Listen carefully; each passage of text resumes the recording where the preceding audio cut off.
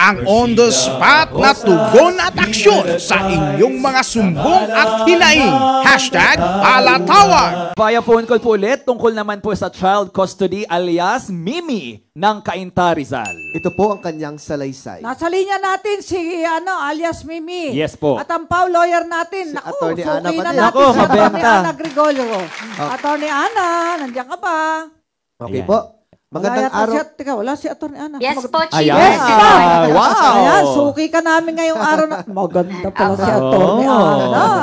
Ngayon lang na-close up. Kayo na, hindi naka-close up. Okay. Galit ka rin siguro sa rapist, kaya kanina ay hindi kita masyadong makita. Okay. Ito. Attorney Ana, dalaga ka pa ba? Hindi na po, Chief. Ay, hindi na. Ayun. Okay. Magandang araw po, Chief. Sabi ni ano. Yes po. Oh. Mimi. Ako po si Mimi. Humihingi po ako ng tulong upang mabawi ang aking anak na 9 na taong gulang sa kanyang ama. Hindi kami kasal at kami ay naghiwalay dahil sa kanyang physical at mental abuse noon. Kami po ay galing na sa PAW nung nakaraang taon. Ngunit di ko po nakuha ang anak ko dahil gusto niya na sumama sa tatay niya noong nagharap kami sa PAW. Ang advice sa amin noon ay hayaan ang bata sa desisyon niya para sa kanyang mental well-being. Nagkasundo kami na madadalaw at mahihiram ang bata.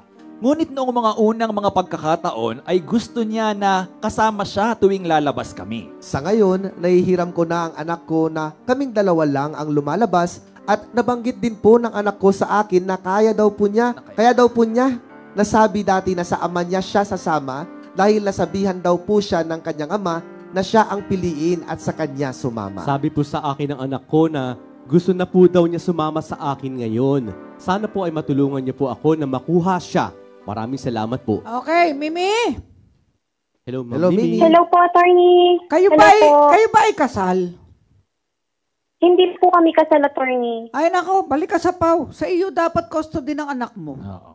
Attorney, Opo. Gregorio, tulungan mo tong si Yes po, Mimi, Chief. mabawi yung anak niya. Hindi kasal kasi sa batas, ang custody ng bata na anak ng isang illegitimate father Outside. to an legitimate mother ay sa mother ang custody. Unless declared by the court as unfit.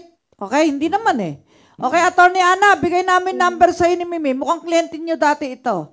Ha? Yes po, Chief. Sige. Opo, Chief. Second round of mediation and conciliation. Okay. Okay, Mimi. Wow. Mag-report ka kung anong naging progress niyan. Thank you. Thank you po. Ma'am Usapin Mimi. mo. Bigay natin ka, Attorney Gerald, Ana. ang numero ni Mimi kay Attorney Ana Ana Gregorio Gregorio. ng Pau Tay Rizal. Rizal. Okay.